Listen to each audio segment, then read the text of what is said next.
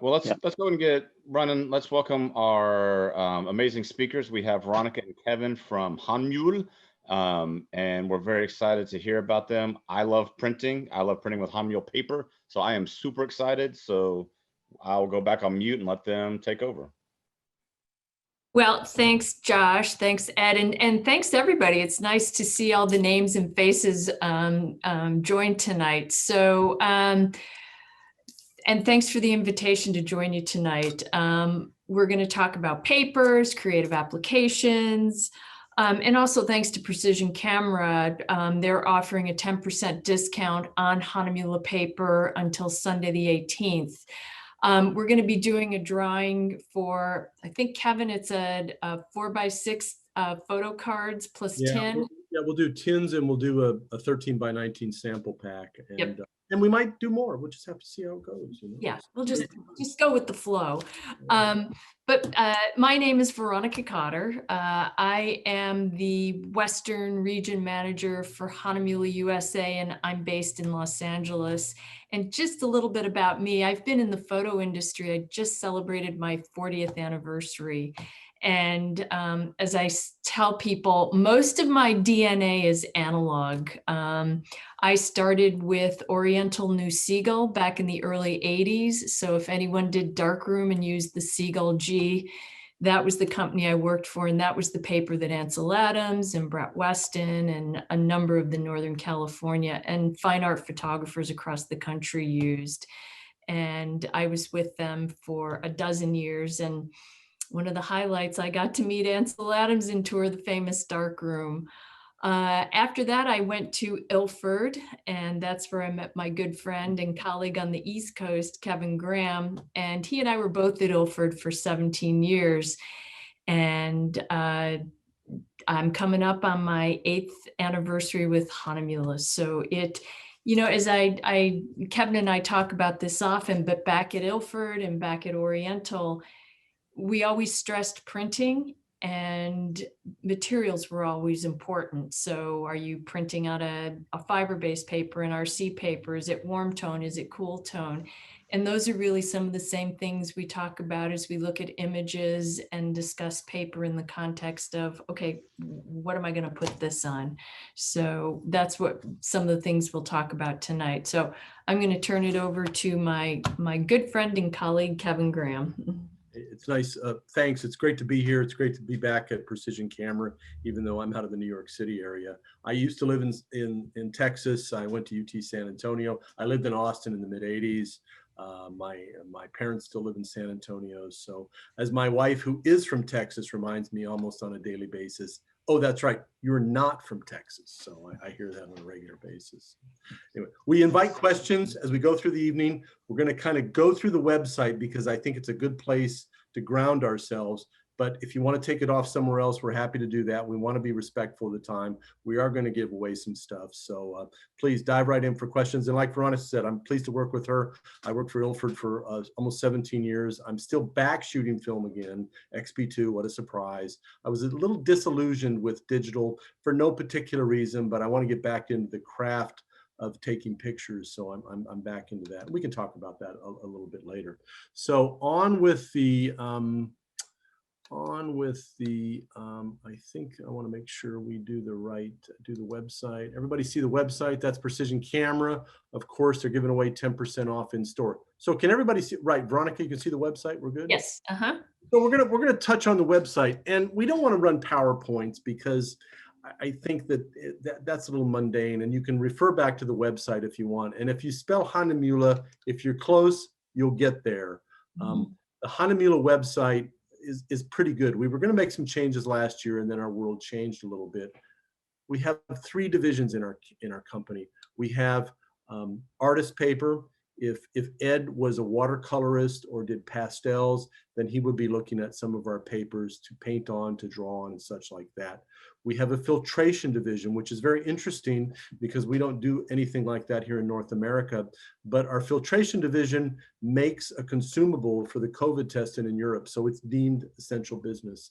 We're going to spend some time, Veronica and I, talking about the digital fine art collection, but let's take a 30,000 foot view and look at the history of our company. As I saw a comment in there earlier, Hahnemühle has been making paper since 1584. And if you think about that, that's 437 years. The mill has been sitting on the same plot of land for 437 years. The interesting part about that is that we sit next to an old growth forest, a nature preserve, and the water that we use is the secret ingredient. And we don't make it a secret, it is the secret ingredient. We pull it out of the ground, unfiltered, and put it back into the ground cleaner than when we got it. The local microbrewery in Einbeck, which is the biggest city next to us, Einbecker Beer, has been pulling the same groundwater out since the late 1300s. If you're ever in northern central Germany, please let us know. Folks in the mill love to show the place off, and it's quite the place. Looking over the website, social responsibility is a place to look at. We have environmental resources manufacturer, but I want to talk just a little bit about the Green Rooster. Here we go.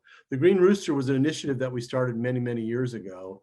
And when we launched the natural line late 2019, we really took off and got some traction in the marketplace. And Veronica is going to spend a little time talking about the natural line. We have 8 worldwide foundations that we donate 5% of our proceeds to. It's important to know that Hahnemühle is off the grid, 100% off the grid. We source power from a combination of wind, solar, and water. We recycle what we take out.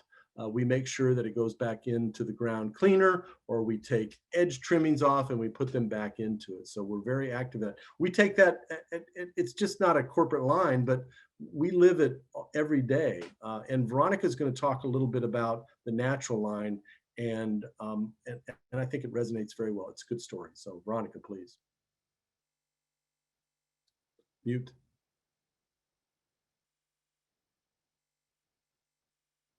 You have to unmute yourself.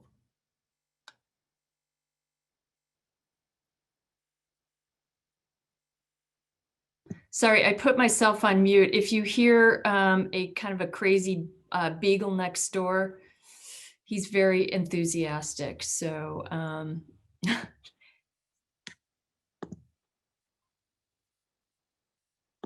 okay, Kevin, can you see the website? Okay, so as Kevin said, I'm going to go over a few of the ranges of our fine art paper. As you look at it, there's the natural line, matte fine art smooth, matte fine art textured, glossy fine art, and canvas fine art. So we're going to look at each range, and I'm going to highlight a few of the papers. So the natural line is the newest range of papers.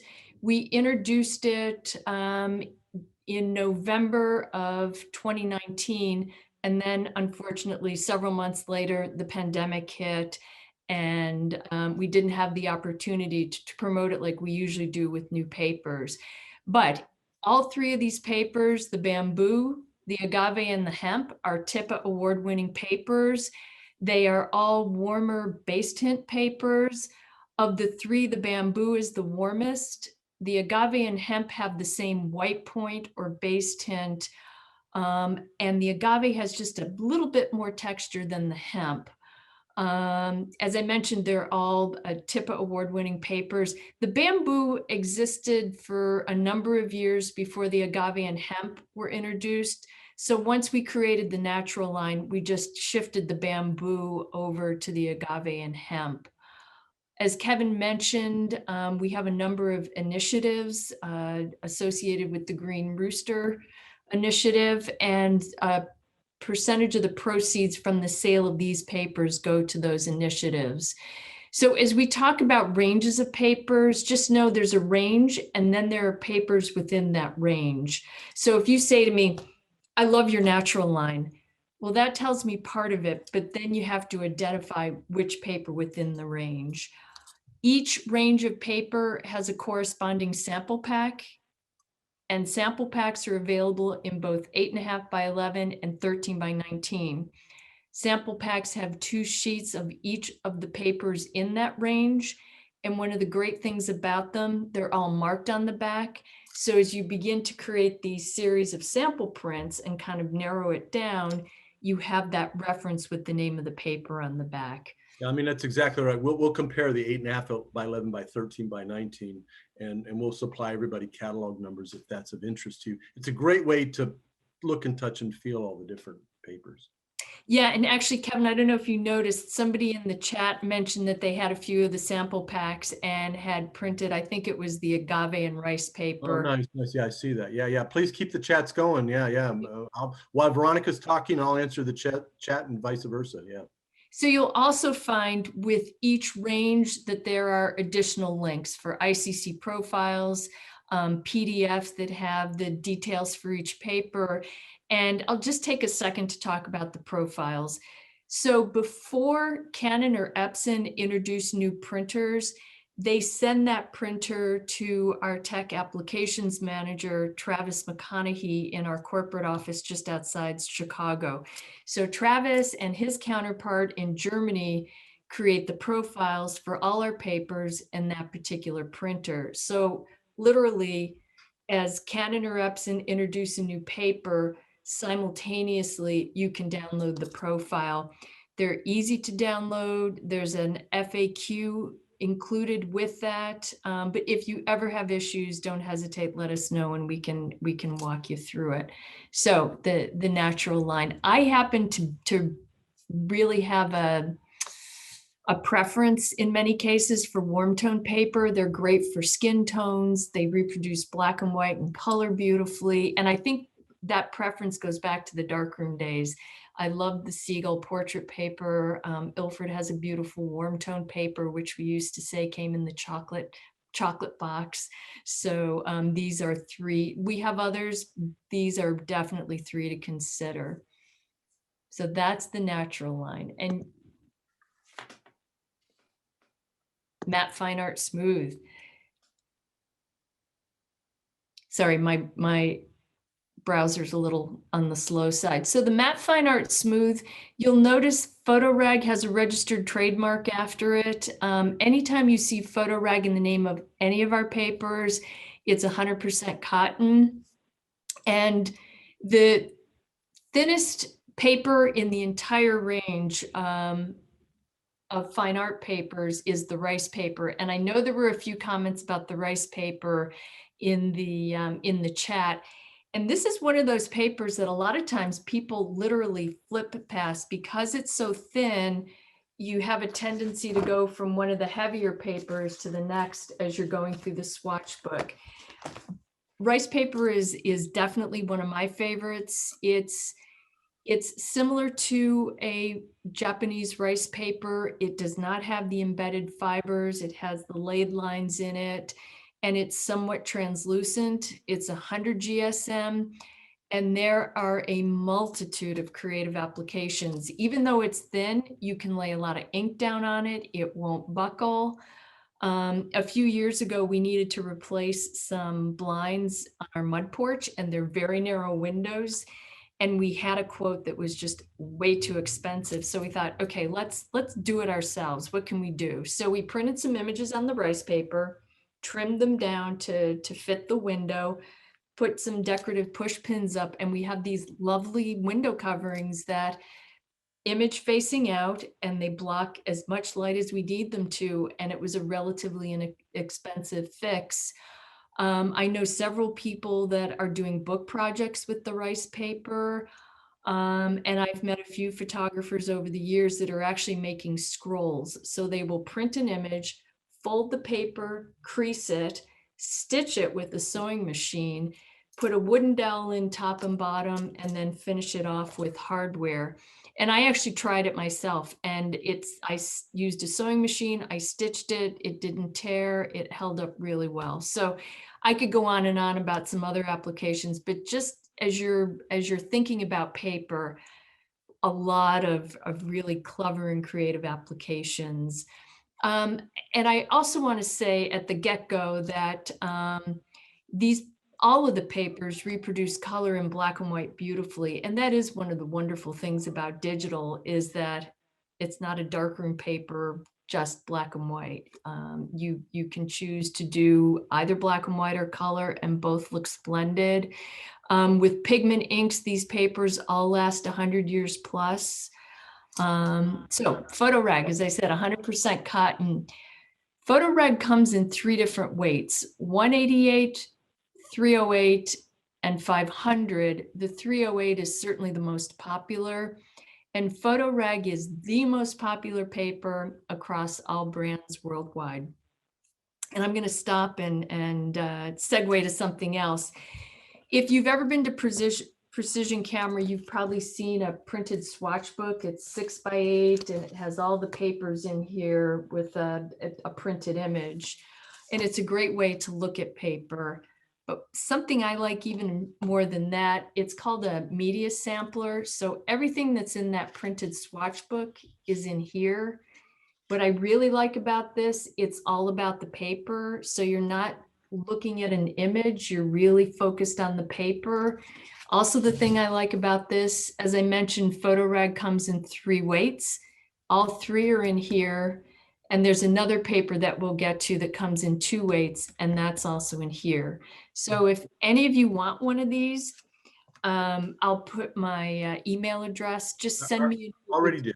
Oh, okay. Just send me a note with your mailing address and I'll get it off to you early next week. But what some people will do is unscrew this and just lay them all out. Actually, Kevin, I think that's what you do, right? I do. I keep them all out on my desk and look at them. So Carol asked a question about, wait a minute. Yeah, Clay asked a question about weight compared to GSM, and Josh jumped in there, right? I mean, we don't measure paper in terms of thickness. We measure it in terms of weight. Think about an inch of lead versus an inch of aluminum. Same thickness, but different weight. So grams per square meter. Brightness, we can talk a little bit later when we get to Q&A. So we talk about brightness or white points of paper. We can address a little bit later. So different things. Grams per square meter. We hate the metric system, but you know, that's what we do. So. Yeah, absolutely. We have 2 double-sided papers. There's book and album and duo. The difference, the book and album, excuse me, is a grain-specific paper. So if you're doing a book or album, the grain of the paper goes in with the binding of the book. Photo rag Ultra Smooth is really that. It has kind of a velvety feel to it. And Kevin, you'll remember this. A few years ago at one of the trade shows we did, we had this stunning portrait of Scarlett Johansson in our booth and printed on the Ultra Smooth, and her face looked just so perfect that I thought, whatever skin cream she's using, I want it. But it was really what the texture of the paper did to her face. And then bright white is just that, bright white. You'll notice in this section that there is a reference to Decollage, and 3 of our papers are available in Decollage. And Decollage, if you can see this, it's a torn edge on all 4 sides. Photo rag is the paper in this section that comes in a Decollage, and a Decollage print looks beautiful in a float frame or just hung with a clip or magnet system, so that you can really see what the decal does and how it frames the image. Hey, no surprise, there are 2 sample packs, 8.5 by 11 and 13 by 19. And then you see a section called Fine Art Photo Cards. And we will talk about those later. And I'm sure Josh will jump into this one because he said he's printed the photo cards. There are 7 surfaces available in the 4x6 and 3 in the A5 size, which is almost 6x8. In this particular section, the smooth papers, the Photo Rag 308 and the Photo Rag Ultra Smooth are available in the 4x6. And then in the A5 size, the Photo Rag 308. And Kevin, I think, are you going to drop in the link to the catalog? I will. I'll put my Dropbox link in there for the entire catalog because it's a 10 meg file, and I'll do that here very shortly. So download that, and we'll put it again at the end of the session if you miss it. So we'll put a couple of Dropbox links in there, and I am putting the links into other things too. And again, I put our email addresses and phone numbers. If you miss something, Patty knows how to get a hold of me. Josh can. We'll certainly connect with you and make sure that you've got you've got, because there's a lot here to digest, but we'll get through it. Absolutely. We'll hold hands and get through it. Team effort here. Team effort. And, you know, Kevin and I talk about this all the time. And so we're so familiar with it that we don't take it for granted, but we also encourage people to reach out if they have questions. What I like about this catalog is that it pulls all the highlights from the website. So it breaks each range down. It lists the sizes, the catalog numbers. There's a section for the photo cards, section for the protective spray and varnish, the gallery wrap system. It's all in one place. So I'm quite a fan of the brochure. All right, back to paper.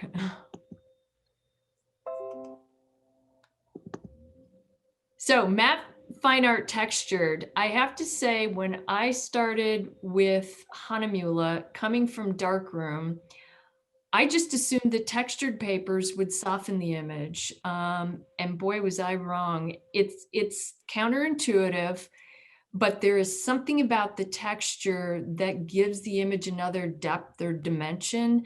And I also refer to it as, you know, you kind of want to get in there closer because there's just this detail in there that you want to explore more. And I think our website does a really good job of displaying the texture for the various papers. The William Turner by far has the most. And this is the other paper that comes in two weights, a 310 and a 190 GSM. And Kevin and I did a presentation late last year with a group from Canon and then some photographers. And we asked someone at Canon who loves this paper to describe it. And he paused for a minute and he came back and he said, handmade. It really looks like a handmade paper. And I thought, man, spot on. Absolutely. It really does have that craftsman-like feel to it. And you'll notice in just looking at these different images, it's different texture, different weave for these papers. The Albrecht Dürer is kind of a finer texture.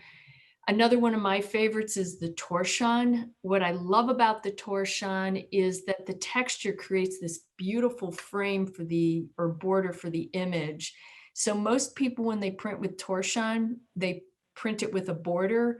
And even if they mat it, they leave enough space so that you can see the texture of the paper. It's so unique. It's so lovely. I just love it. German etching, I think this is one that Josh likes and uses often. It's more subtle, but there's definitely texture there. And once again, these all reproduce color in black and white beautifully. And then the museum etching is the heaviest at 350.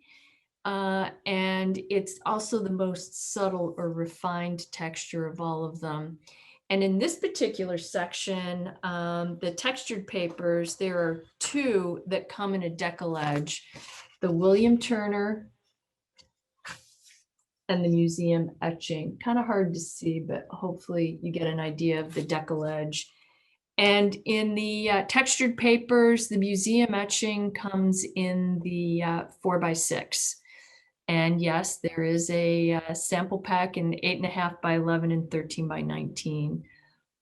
So I'm going to stop sharing and I'm going to turn it over to Kevin, who's going to talk about a few additional ranges.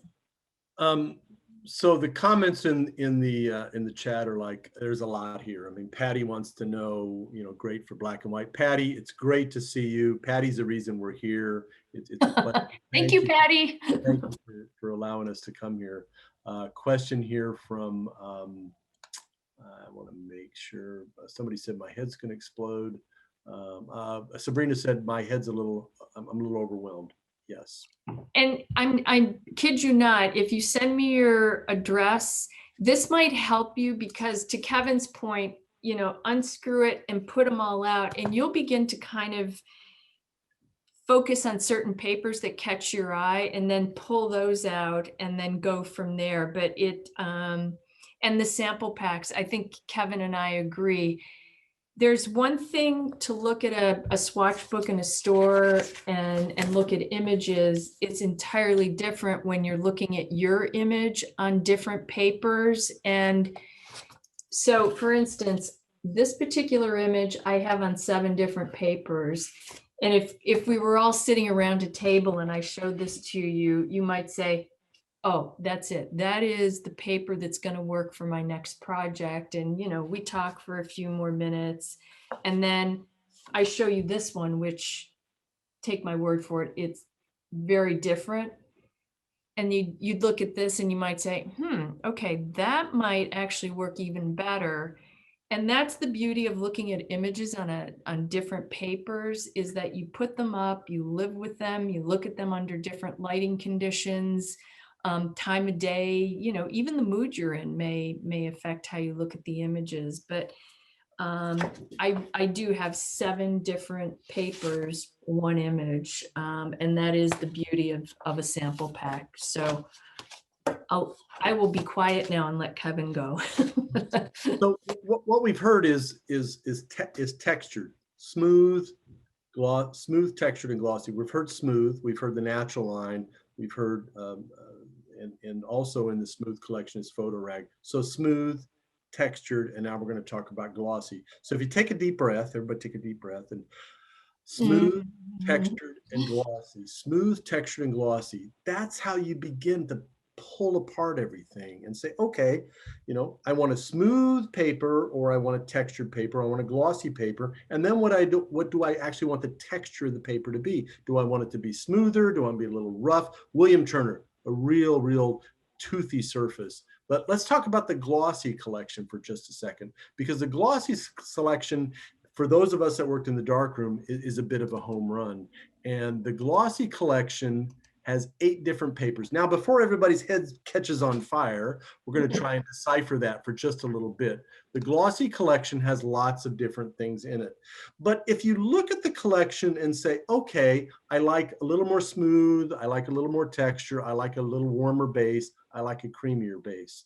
Hands down, Photo Rag Baryta meets it. For those of us that worked in the darkroom, the Baryta coating wins hands down for black and white. I think, Patty, you asking a question, if I'm wrong, about which is good for black and white. I like the Photo Rag Baryta. It has the look and feel of a darkroom print, and our website is so slow. I know.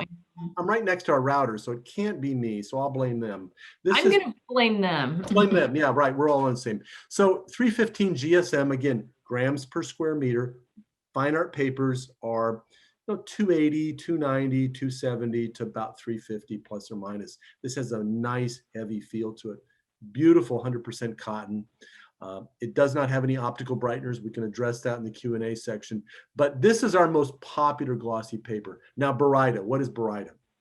It's a barium sulfite coating. And we have 5 different papers with barium sulfite coating on it. People go, well, why do you have 5 of them? You're adding to my confusion here, Hahnemühle. Well, let's try and undecipher that. If somebody likes the Baryta coating, they like the look and touch and feel of it, but maybe they want something that's not as glossy, or maybe they want something that's a little whiter or a little glossier, we can do that. So Kevin, can I just add one thing in there? So the Photo Rag Baryta, as you read the description, it refers to it as a high gloss. I'm just saying, I don't consider think it is either. I agree.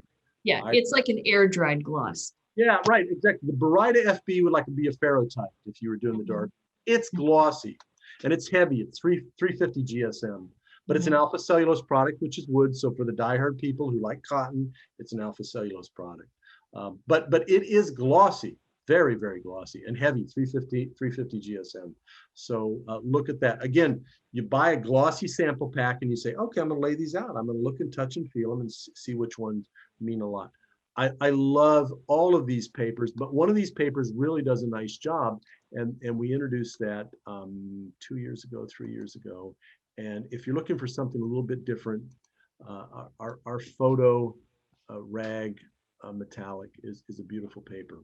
And I'll tell you, for those of you that have printed, when this came out, Veronica and I were like, it's going to be cheesy. It's not going to look like something that we really wanted to look at. But this is 2-dimensional, and you have to appreciate this.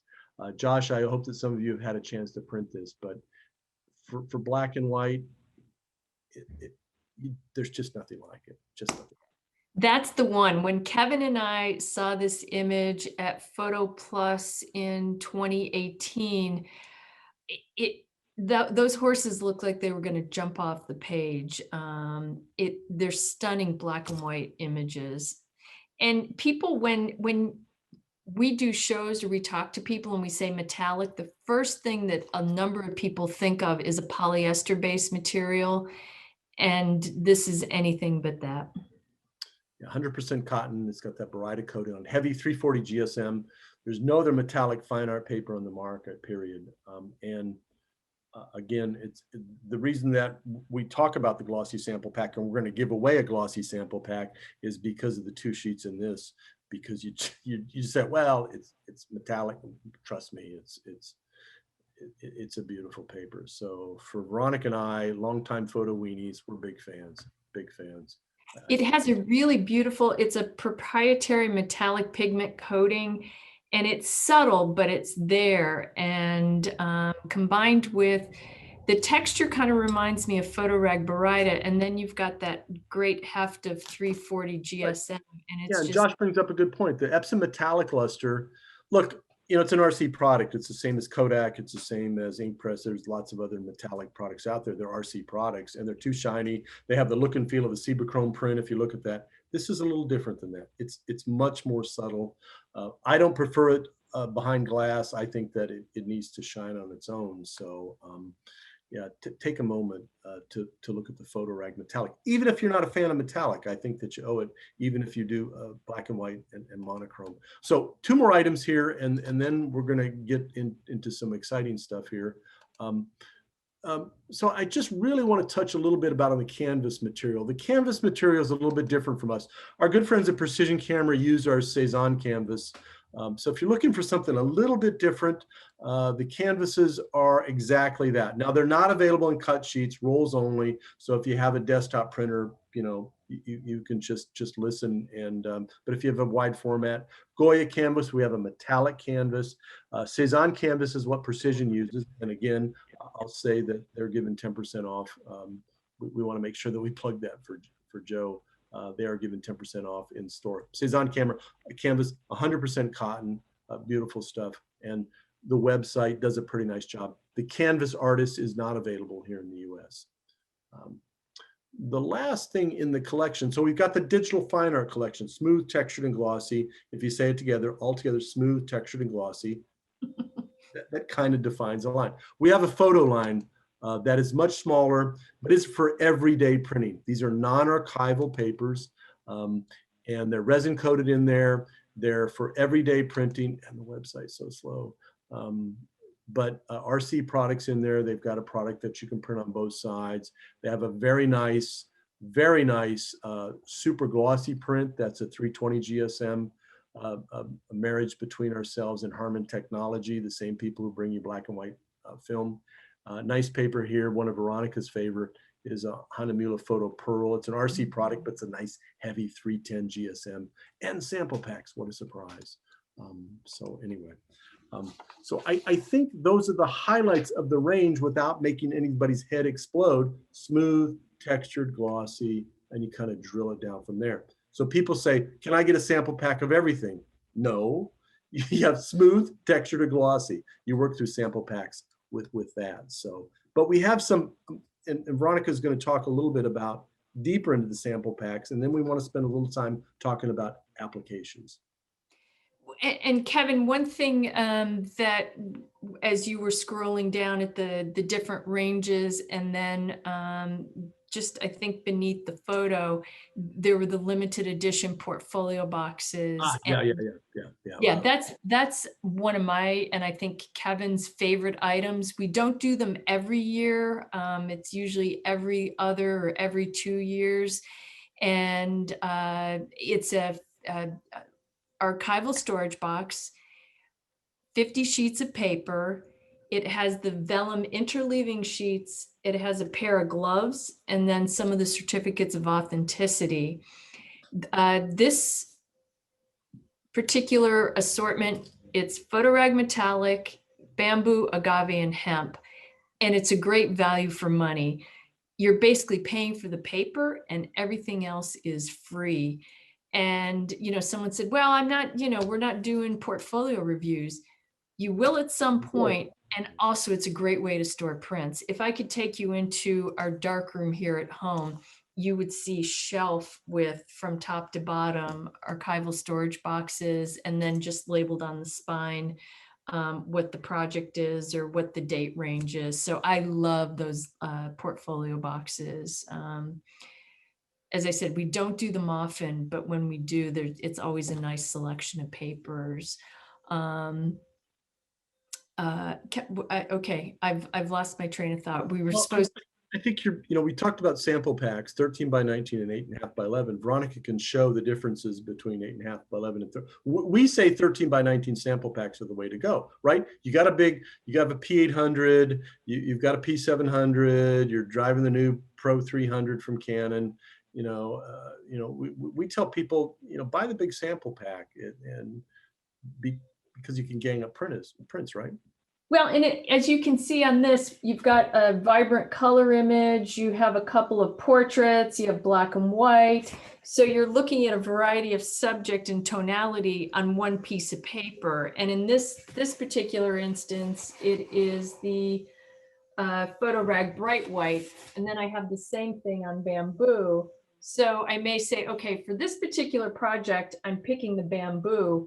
But now you have a master print on the ultra smooth, or excuse me, the bright white for whatever you're working on next. So it's why we tend to prefer the 13 by 19. And I showed you earlier the 8.5 by 11. So it's personal preference, but we just wanted to show you, as you're thinking about 13 by 19, what you can do with it.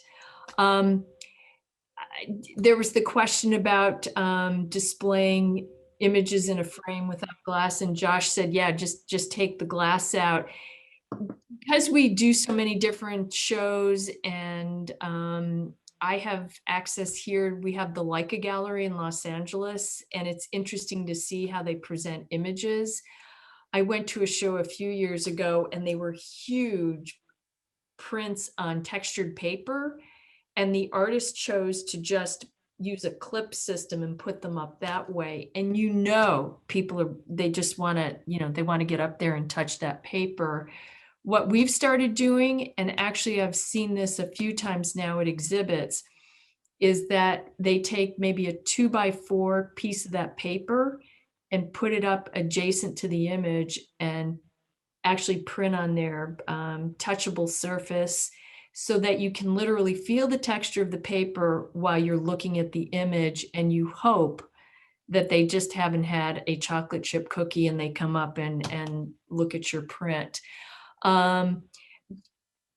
With some of these papers with the beautiful texture, you don't necessarily want to put glass over them, or you want to use a good piece of museum glass so that you can really see the texture of the paper. Yeah, so a question from Clay, and Clay, you might want to unmute yourself. Is factory making all photos at once or make upon other demands? I'm not sure what your question is. So I imagined that, well, I was thinking of Ferraris as they move down the assembly line, but it's one person pretty much doing one task at that time. And I was just trying to imagine, I know paper making is, there's heat, there's slurry, there's all sorts of machines and rollers, maybe huge machines. Yeah, with Hahnemühle, I thought maybe it was more of a crafts sort of thing, but you have to strive for consistency and quality. How do you do that?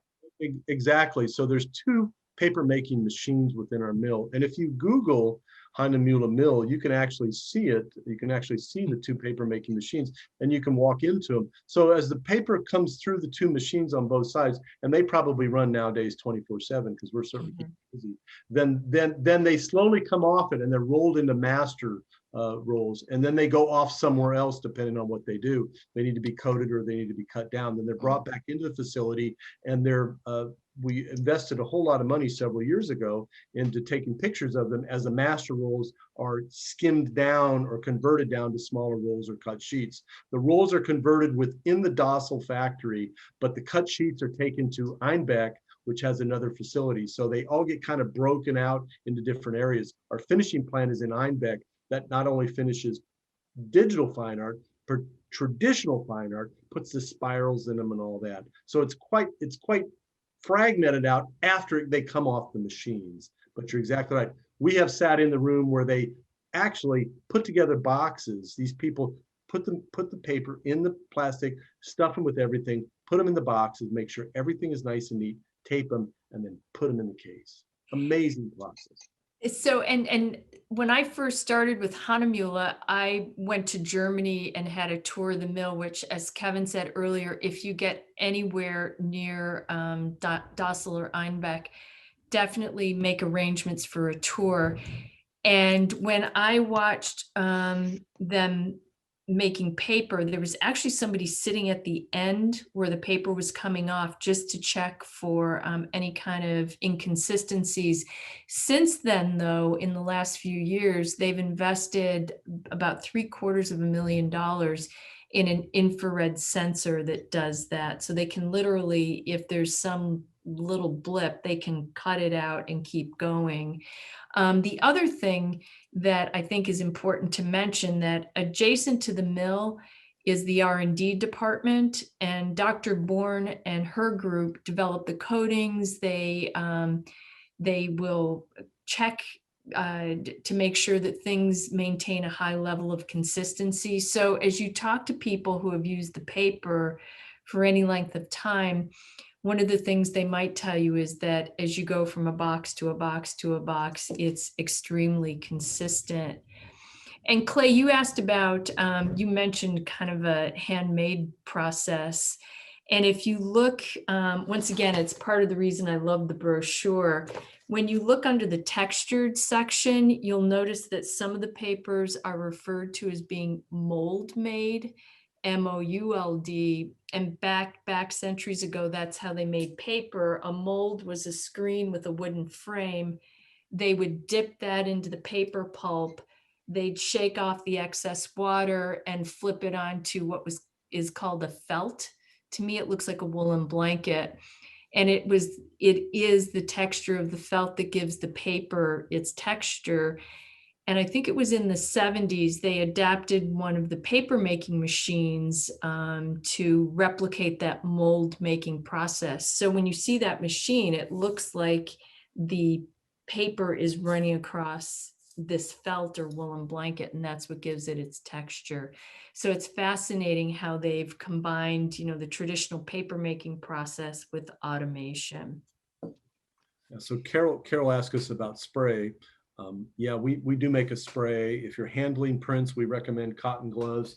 I happen to be a big fan of the archival method cotton gloves. Actually, they're nylon. This is a personal opinion only. They're stitched. They're pretty well made. Archival methods, Precision may sell them. I don't know. I'm not a big fan of cotton gloves because they lint and they get dirty easy. But the nylon ones are. So anyway, if you use fine art paper, use gloves. Yes, we do recommend spraying them. We have a spray. There's several different methods. You can crisscross and then east to west. You can go and down like that. It will give some UV protection. William Turner tends to be a soft paper, so you may want to spray it when you're done. It helps.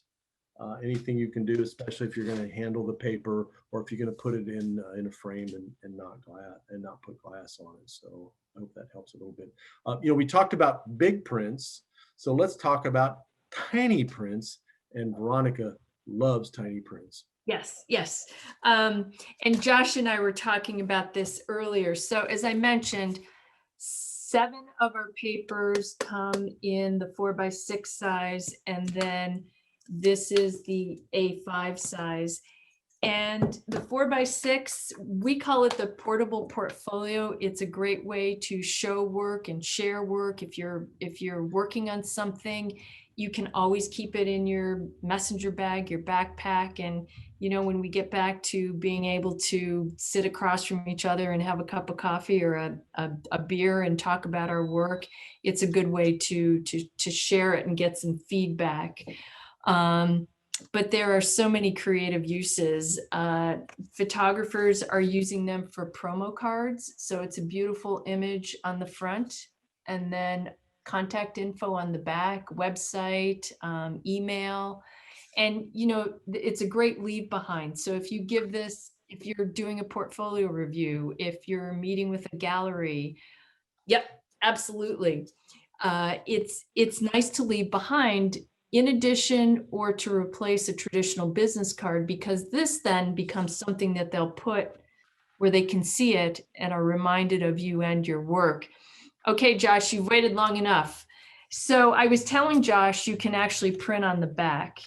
The back is not coated, so you can't do an image, but there's enough tooth or texture back here that you can do text. And or postcard, Veronica. Yeah, we've started making our own postcards. Look at this. This is great. I love this. And actually, I shared the template with someone, and they were nice enough to send me a postcard. And I have to tell you, they hold up really well. And all of them do, right? I thought just museum etching being a very heavy paper, but they all hold up amazingly well. Yeah, Amazing. this is the Fine Art Pearl, and it's a 285. So, right, there's 7 different flavors of this. So again, don't let your head explode. Just keep it simple, keep it easy. Photo Rag 308 or Photo Rag Barida. Just keep right. it. Yep. We did our holiday cards this year as postcards. So they were fun to mail out. And this was my great idea for this year. So I have a couple of standards that I make for the holidays, and family and friends always say, oh, can I get your recipe? So I thought, aha. So I've created my own recipe cards with the 4x6. Because I wasn't traveling at all, and Kevin and I used to be on a plane every other week, I started to pull out my old Polaroids and scan my Polaroids. And so now I can keep and preserve the originals and share these with family members, and then just keep these out for me to look at. I've started making my own birthday cards. At the holidays, across the mantle, we'll take some decorative craft string and then those little clothespins, and we have pictures of family members, and we refer to it as those that are dear but no longer here. So it's a nice way to keep family with us during the holidays. Back in my office, I have that same decorative string from one corner to the other. And so I have my little gallery of prints back there, and as friends send postcards, I'll take one down and put another one up. And you can see behind me, a few people have actually sent me postcards from different parts of the country. So I just, you know, kind of update my collection in the back. They also make nice note cards. I usually do it on the Photo Rag 308, and I have a 0.5 micron pen. And then this is my little DIY bag, and I have my envelopes that I get from Paper Source because they have such fun colored envelopes. So I will put it in there and just mail it off. And I mentioned the A5 size, and how well you can see this. So our niece got married several years ago, and prints are always, I think, a very relevant and a very personal gift to give. So the year she got married, we took this and made a copy for her parents, my sister-in-law and brother-in-law.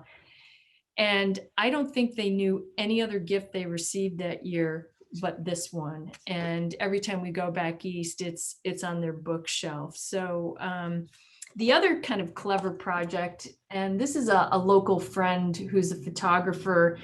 And when we were really on a solid lockdown, my husband's a photographer, and our friend Mark would send a text and tell us, okay, I'm going to be at your house at noon, and drop off a tin. So he would put about 10 images in one of these, put it on the front porch, and my husband would have one waiting for him. So we called it the Front Porch Project. And after about a week, they'd jump on Zoom and do this informal print review. And it really helped them stay engaged during the kind of the height of the pandemic and the lockdown. With those postcards I showed you, before the holidays, there were 3 camera stores, one in Indianapolis, one in Berkeley, California, and one in Seattle, that all joined together to support local nonprofits in their community. And they got their community to submit postcards just with a note to someone they had never met on the back, and they collected them and took them to these different nonprofit agencies. So, I mean, I could keep going on and on about the photo. They're truly one of my favorite. And, you know, also, if any of you have kids or grandkids, it's a great way to get kids involved. I met someone who adores his grandkids, and his grandkids would send images. He would print them, make a set of postcards for them so that they could send postcards to their other grandparents and aunts and uncles. So, you know, the more you think of it, the more creative applications you can come up with. Yeah, so Veronica and I are on May 10th. Veronica and I are doing a American Photographic Artists, and I'll post a link here shortly. We're going to do a whole hour just on 4x6. We're going to talk about the papers. Veronica is going to talk about the applications. In case you hadn't thought about it, she gets it. And then we're going to have Mark Fitzgerald, a Northwestern printer, who's going to talk about printing them both on Epson and Canon. So I'll post a link. It's free. But anyway, I'll post a link and hope you can join us and show up. But you know, Veronica is the reason that these are top sellers for us. It's amazing. And why don't we give away a box or 2 right now? So sure. Hey, Josh, to answer your question, so it's kind of like painting a bridge. We do all the images first, and then we wait just a bit, and then we flip them, and then print the back side. So we do the image side first. But if anybody, there are a lot of templates out there. Okay, it's here somewhere. I just showed it to you. I happen to prefer, gosh, where is it? I prefer this one. So if anybody wants it, oh, here it is. I knew I had it. If anyone likes this particular template, as opposed to trying to find it, if you send me an email, I'll send you the template. As I said, there are many, many others. This is my favorite. If you want it, I'm more than happy to share it. okay, I posted your email address, Veronica. Yeah, and the other thing I've heard of, once again, trying to get kids involved in art projects, is that someone prints an image, then they give the kids washi tape stickers and markers and have them bedazzle it so that it becomes a unique, one-of-a-kind piece of art. And it's a nice way to kind of get kids off the screen and into some kind of art project. I've also seen, and I had it and it disappeared at a trade show. An artist down in Orange County had a show. This is obviously before the pandemic. And she had what she referred to as her A list of invitations. So she literally had the image on this side and then the actual invitation on the back side. And that went to galleries, collectors, high profile photographers, as she said, her A list. And I thought that was a clever idea as well. Ooh, I liked the postcards. Would be really interesting to do an exquisite corpse project. Absolutely. I met someone who made tarot cards with the 4x6. And a number of years ago, my husband had a show. He worked a lot in the music industry.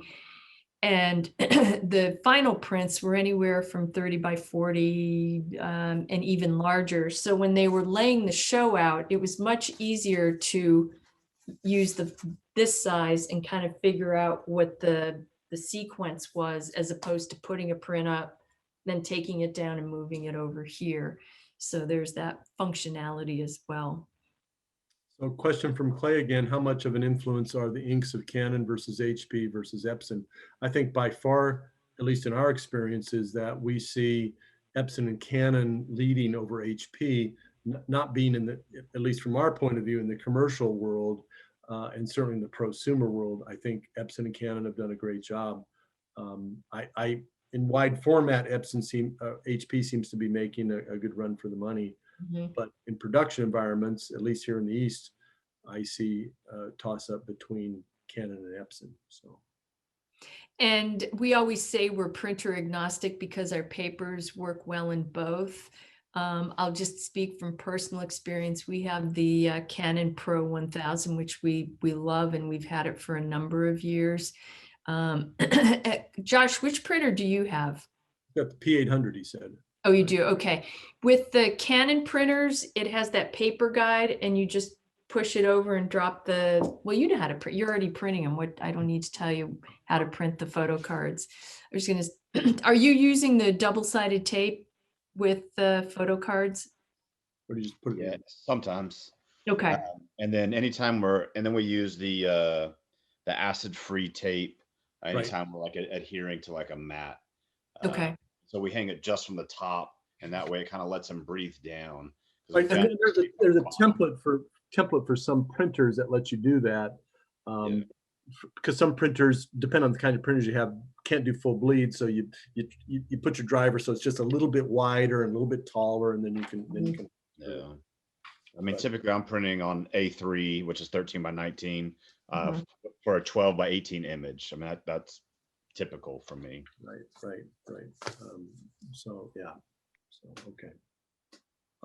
So questions. I mean, let's open it up. I mean, we're among a small group. If we can, I mean, we don't want to sound like a commercial. I think we have, but there's a lot to decipher here. So I hope we peeled the onion back a little bit and helped. Okay, I need to try this. I need to try that. I'm not afraid of this. So dive right into the pool. The water's kind of nice.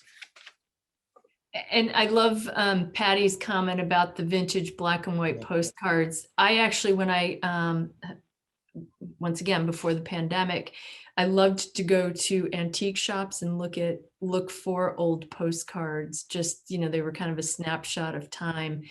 And I don't know if any of you know Dan Cooney. He was with Pro Photo for a number of years, and I think now with Brown Color, but he also would go to antique shops and buy old, really old photographs or glass plate negatives. And he's been posting those on Facebook. So he invites people to tell stories about the people in the photograph. And that's kind of a fun flight of fancy.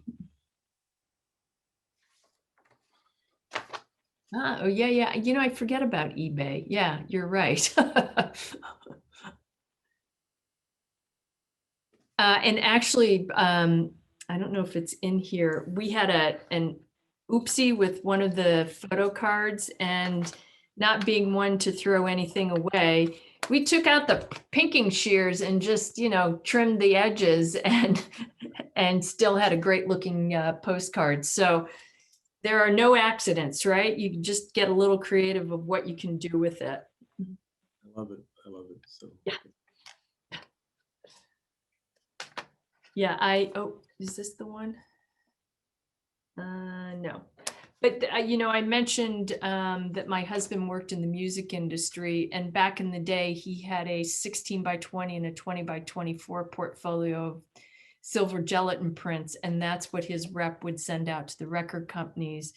So a number of years ago, he started to scan them, and this is an example. So he'd have the artist on one side, and then the artist's name and his copyright. So he has a whole tin of these musicians.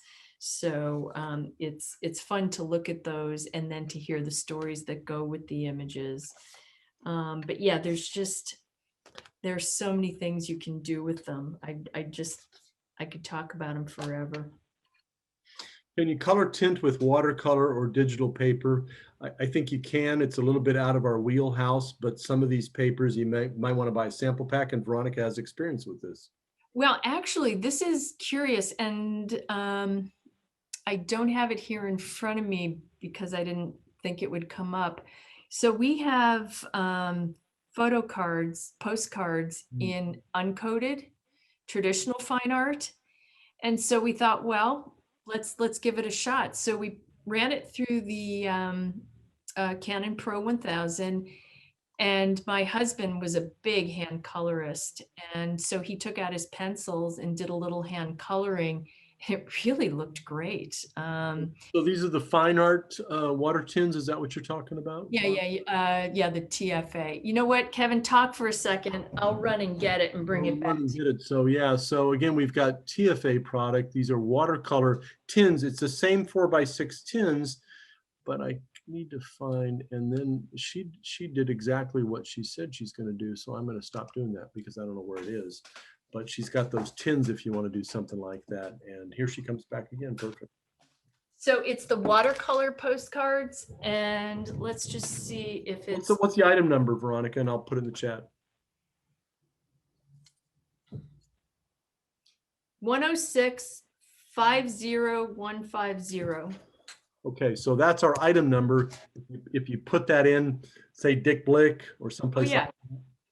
The Precision wouldn't carry that because it's a TFA product. It's hard to see, but because this original was a bleach and tone, excuse me, but in through here he took pencils and just highlighted it a little bit, and that's another image. But this is what it looks like on the back. Kind of hard to see, but this isn't watermarked. It's already marked, is what you're saying. Yeah, it's already marked on the back. Excuse me. And we were both delightfully surprised at how nicely an uncoated paper went through a digital printer. Go figure. So yes, that you can do hand coloring on paper, but yes, I would think too with the maybe the William Turner, the German etching, you could as well. So Carol does encaustic, so you're doing alternate photo process. So that's one of our favorite items to talk about. So Carol, about 4 years ago, our company said we can make paper, so can we make a alternate photographic paper? And Veronica and I said, sure we can. We worked in the darkroom. Hahnemühle Platinum Rag is a design for exactly that, alt photo process, and it's 300 GSM, no buffering, 100% cotton. Precision cameras should have it. If they don't, then you can call Craig Mayhew, the buyer, and tell him that Veronica and Kevin said he should keep that in stock. But it's available in 4 cut sheet sizes and 2 roll sizes. So alt photo process is a big business for us in terms of that 2 of the sizes are top sellers for us. So it's a bit interesting.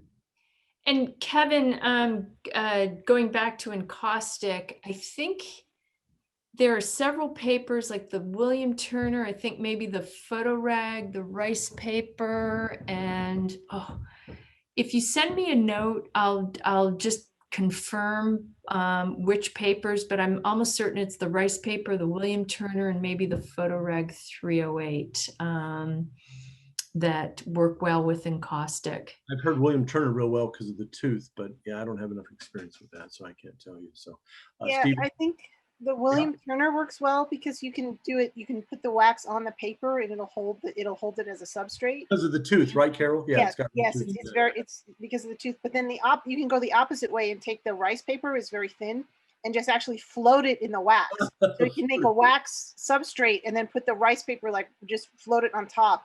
And wow, that's fantastic. I'm not aware of that. That'd be great. Yeah, please. Oh, that's interesting. So Carol, the rice paper becomes a wax substrate.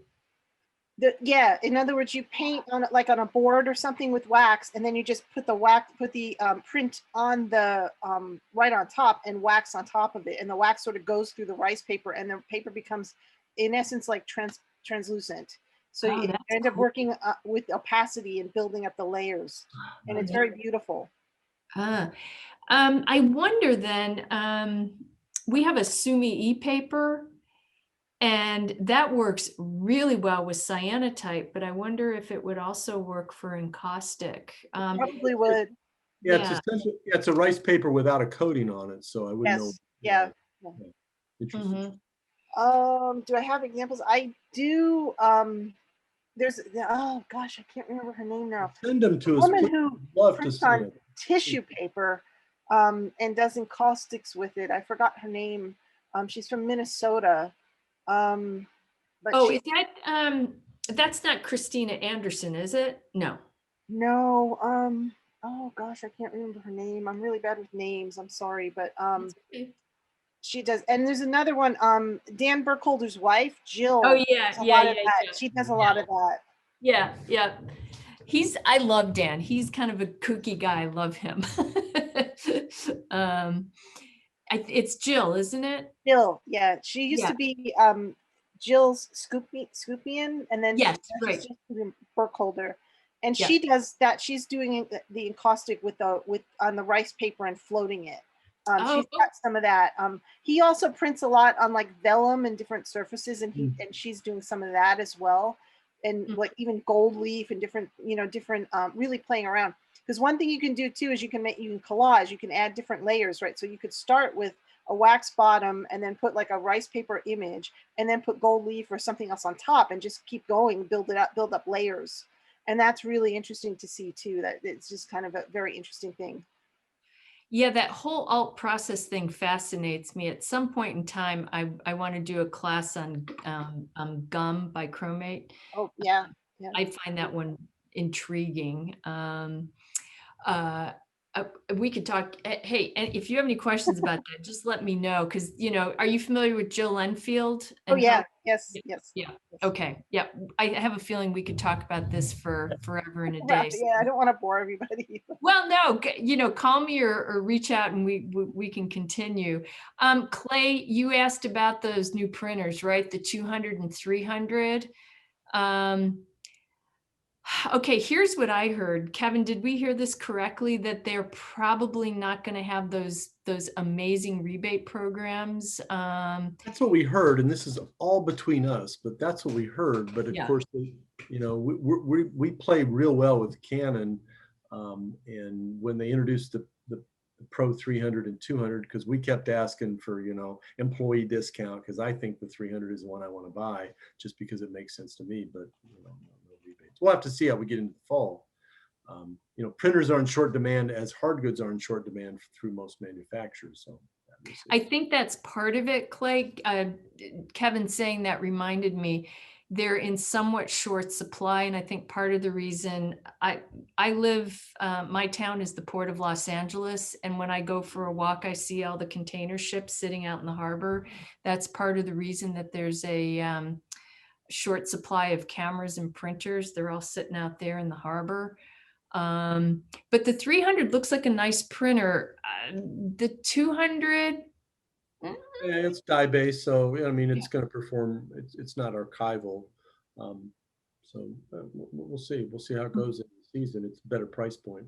So it got brought up just a minute. Let Veronica get back. It got brought up very bit that some people are still printing on Canon paper or RC papers. Look, try sample pack. I think that if you spend enough money on cameras, and cameras are ridiculously expensive, try sample pack. I think that you'll step the game up in your prints. And I think the difference between printed on a Canon RC or an Epson RC product and then printed on PhotoRag Baryta, you will notice the difference right out of the printer, right? Josh knows that better than anybody else. He's an avid printer and you see it every day. And if you don't print, go to Precision Camera because they're local in print and give them a try and see how that it works out. Yeah, and papers are emotional choices. There's no one right paper for anybody. And Josh brings up again, try the same photo on different papers in the sample pack. Some will whisper to you and some will sing to you.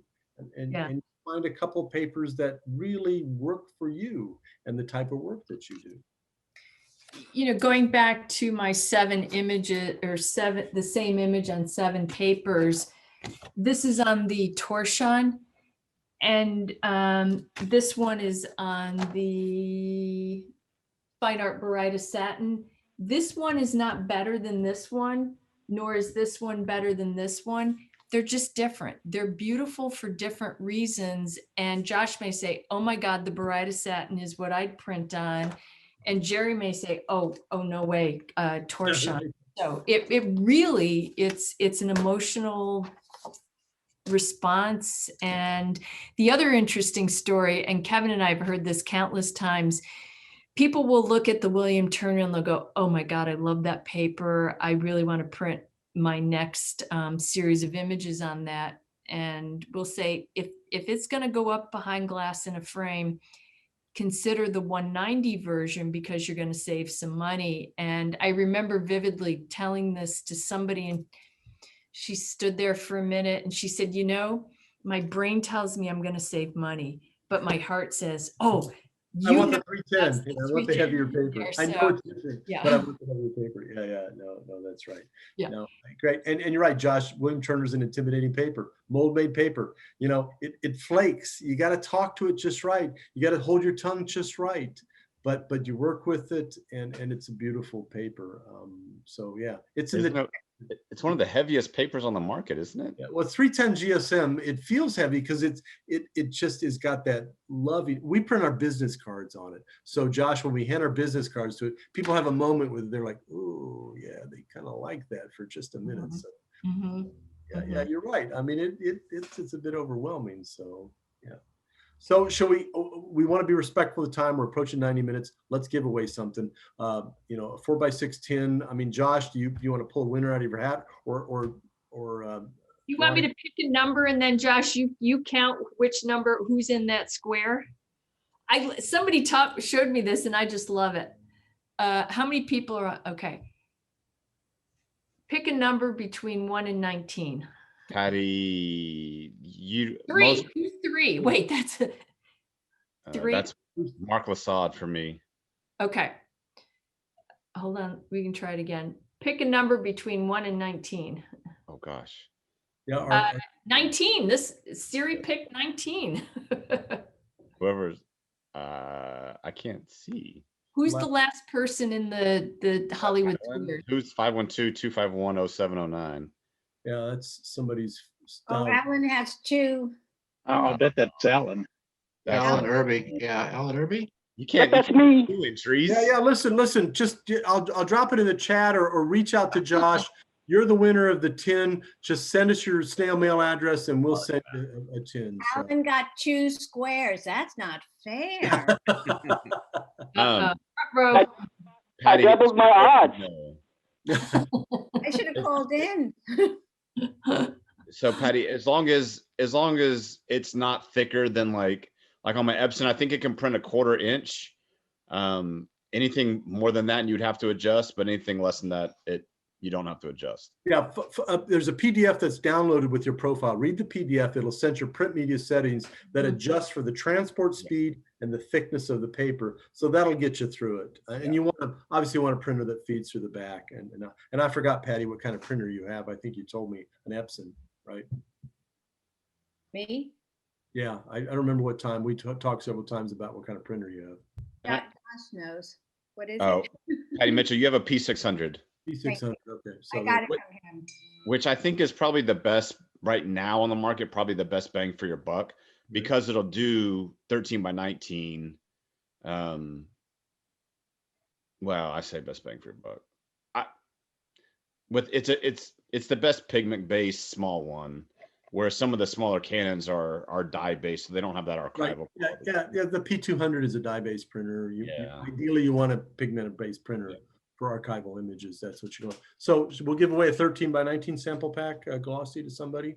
Pick it however you want it. So whoever the winner was first, just let Veronica and I know where your snail mail address, and we'll get it out. And I think you should ask people who have printers in print raise their hand, because I don't have a printer that's worth anything. Well, I'll take it, Clay. No, That's square. no. Well, you could auction it off, Clay. You could, sell it for the highest bidder, I suppose. Oh, there's an idea. Okay. barter with somebody. It's always about bartering. Okay, do we want Siri to pick another number, or Josh, do you want to just I mean, we've given away 2. Yeah, just keep doing it. That's a good process. We'll just keep going. pick a number between 1 and 18? Okay, now she likes 7. All right, so that's 1, 2, 3, 4, 5, 6. Of course, it went to Clay. You said 7? 7. Yep. 7. Yeah, that landed on Clay. Is it? On my screen, Mark is number 7. Yeah, but it everybody's doesn't mixed count up on on yours. I'm good. Everything's different, so I guess you do have to decide who's counting. So Yeah. Clay, do you want to bequeath it to somebody, or should we do it again? Really, I'll bequeath it. It's valuable only to, I mean, Well, how about whoever you decide, and you guys just let us know. It doesn't make any difference. Okay. Yeah. Yeah, Yeah. just let us know. Just send us the addresses and we'll take care of it. I hope this was helpful. I mean, everybody hung on for a while. This was great. Patty, thanks for inviting us. Thank you. at the first meeting, I'll pass out one sheet to the first people that get there. One sheet at a time, like a Johnny Cash song. I printed Yeah. it one sheet at a time.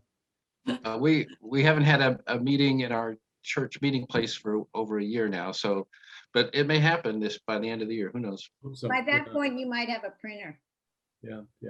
Now that's true. I was waiting for that Canon special offer thing at the end of the year. I think if you hold on, Clay, you may very well. I think as we get a little tighter, cameras are getting tighter allocation, but printers, they're going to want you in the door. And I think the Pro 300 or the P700 is probably the one to gun for if you want 13 by format. If you want a 17-inch stroke, then the Pro 1000 like Veronica has, or the P900 or P800 if you want. Yeah, I mean, mine does 17, but I rarely print.